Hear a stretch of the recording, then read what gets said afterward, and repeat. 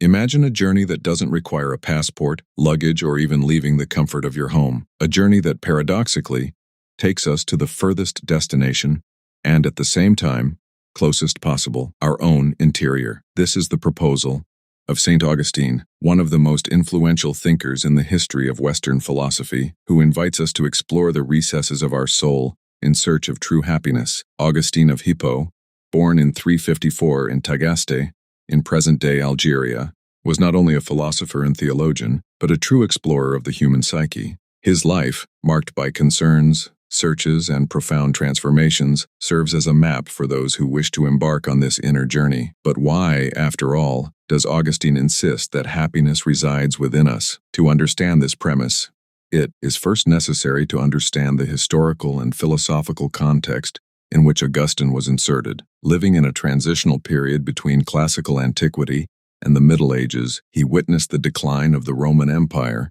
and the rise of Christianity.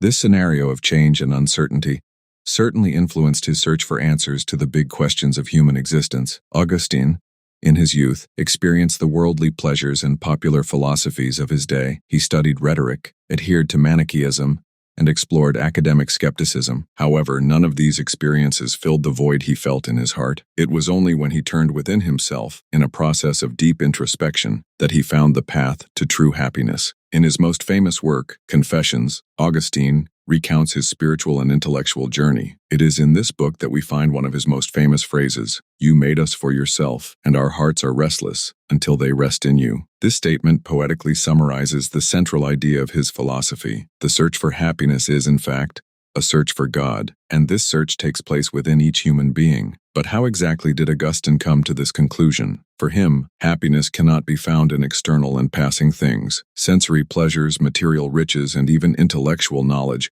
although they can provide momentary satisfaction, are not capable of fulfilling the deepest longing of the human soul. Augustine argues that our existential restlessness is a sign that we were created for something greater. Just as an incomplete puzzle yearns for its final piece, our soul yearns for a completeness that can only be found in its divine origin, and it is precisely at this point that the inner journey becomes crucial. By looking inside himself, Augustine discovered that truth was not something external to be grasped, but an inner light to be unveiled. He proposes that, by turning to our interiority, we can find not only ourselves, but also the divine presence that dwells within us. This discovery, according to him, is the key to true happiness. But anyone who thinks that this inner journey is an easy or obstacle-free path is mistaken. Augustine recognizes that self-knowledge is an often painful process, which requires courage to face our shadows and contradictions. In his Confessions, he does not hesitate to expose his own weaknesses and inner struggles, offering an honest and vulnerable account of his search for truth.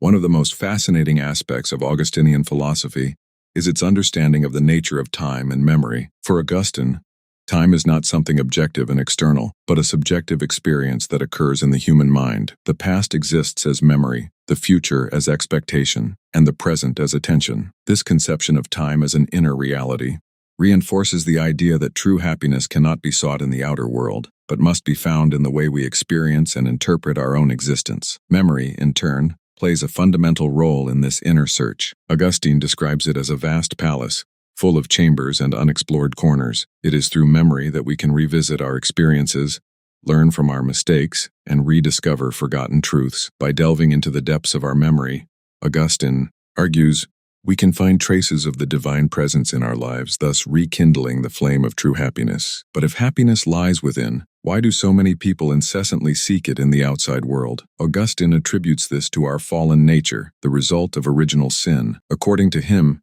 human beings, in their current condition, are inclined to seek satisfaction in created things, forgetting the Creator. This mistaken search leads to a cycle of desire and frustration, as no finite good can fully satisfy a being created for infinity. The solution proposed by Augustine is not the complete denial of the material world, but a reorientation of our priorities and desires.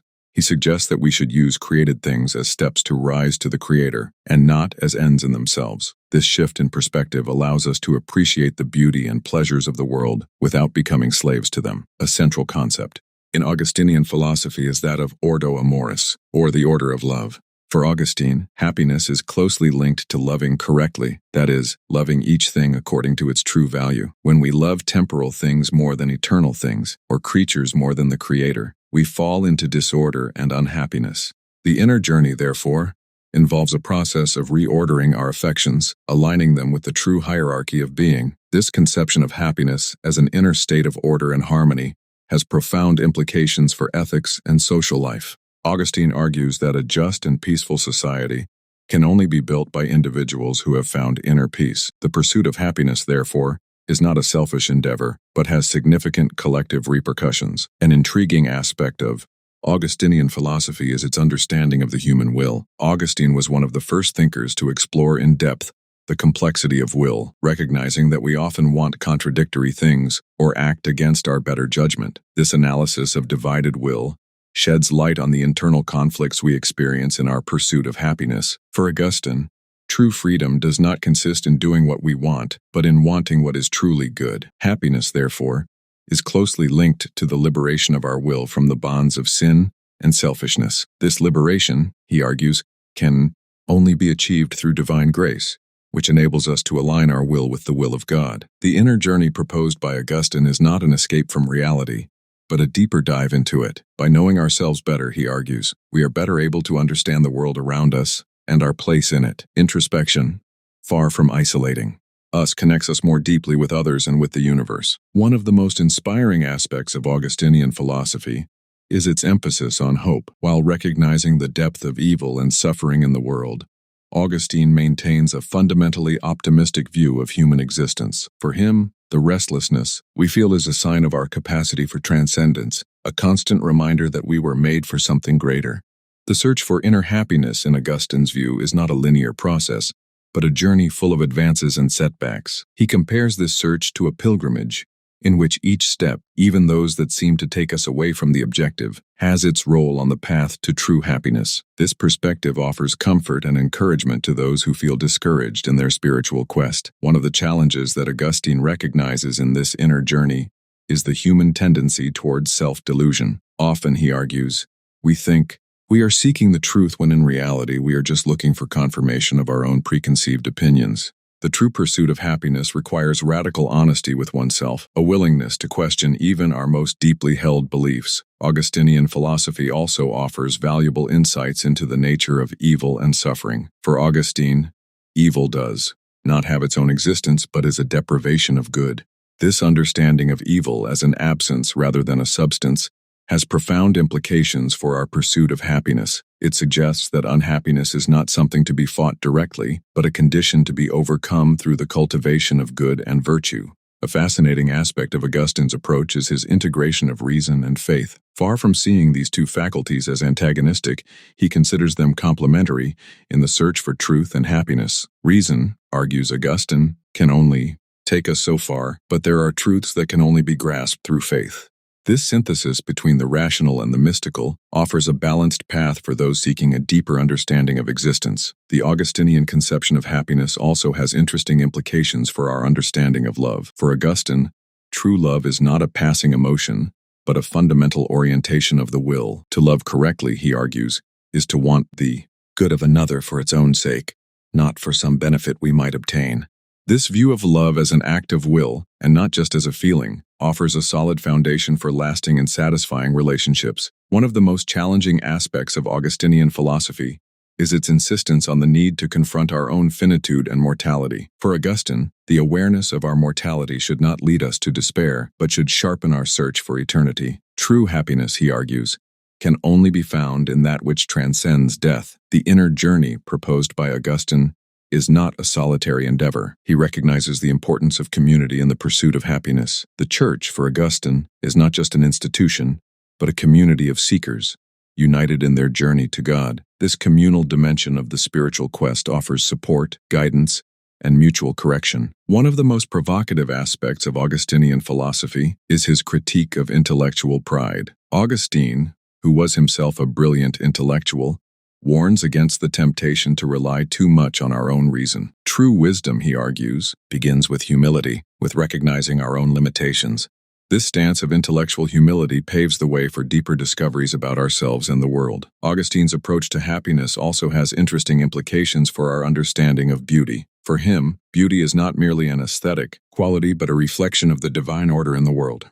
Appreciating beauty, whether in nature, art, or human relationships, is a way of connecting with the divine, and therefore, a source of true happiness. One of the most inspiring aspects of Augustinian philosophy is its emphasis on personal transformation. Augustine does not see the pursuit of happiness as a matter of acquiring something external, but of becoming who we really are. This view of happiness as a process of self-fulfillment offers a deep and dynamic perspective on personal and spiritual growth. The Augustinian conception of happiness also has interesting implications for our understanding of forgiveness. For Augustine, forgiveness is not just an act of benevolence toward others, but a necessity for our own inner peace. By forgiving, he argues, we free ourselves from the weight of resentment and open ourselves to fuller happiness. One of the most challenging aspects of Augustine's philosophy is his insistence on the need to confront our own inner darkness. He recognizes that we all have aspects of ourselves that we prefer to ignore or deny. However, he argues that it is precisely by facing these shadows that we can find the light of true happiness.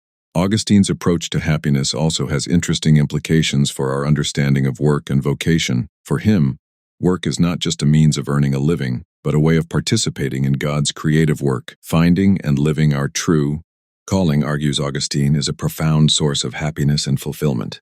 One of the most provocative aspects of Augustinian philosophy is his critique of consumerism and materialism. Centuries before modern consumer society, Augustine already warned against the dangers of seeking happiness in the accumulation of material goods. Its emphasis on inner wealth offers a powerful counterpoint to the consumer culture that dominates much of the contemporary world. The Augustinian conception of happiness also has interesting implications for our understanding of education. For Augustine, true learning does not consist only in the acquisition of information, but in a process of inner illumination. The role of the teacher in this view is not so much to transmit knowledge, but to help the student discover the truth that already resides within him.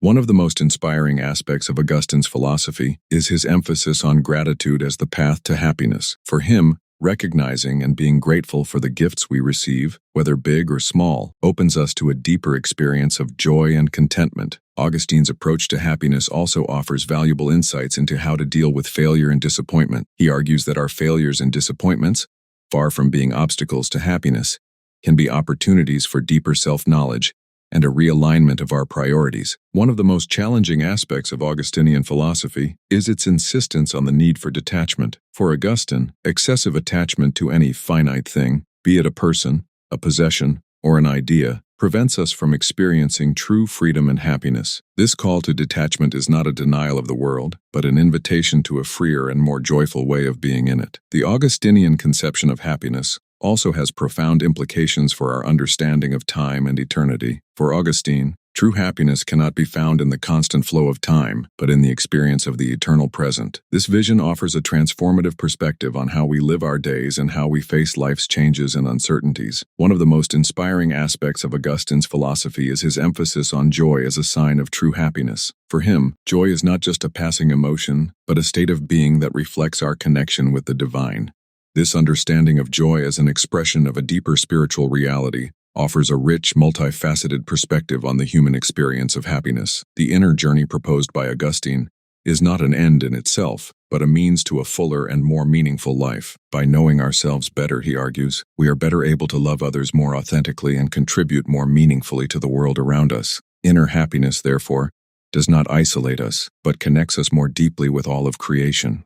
As we conclude our exploration of Augustinian thought on inner happiness, we are left with a sense of awe at the depth and complexity of human experience. The journey proposed by Augustine is not easy, but it promises rewards that transcend our immediate understanding. Perhaps Augustine's most lasting legacy is his testimony that the search for happiness, although often arduous and perplexing, is fundamentally a journey of hope. His life and thought remind us that no matter how lost or confused we may feel, there is always a way back home, and that way goes through the heart. As we navigate the complexities and challenges of our own times, Augustine's insights continue to offer guidance and inspiration. Its message that true happiness lies within is not just an abstract philosophical concept, but an invitation to a more authentic and meaningful way of living. In a world that often encourages us to seek satisfaction in external and fleeting things, Augustine's wisdom calls us back to ourselves, reminding us that the treasure we so avidly seek is already within us, waiting to be discovered. This truth, once understood and lived, has the power to transform not only our individual lives, but our entire society.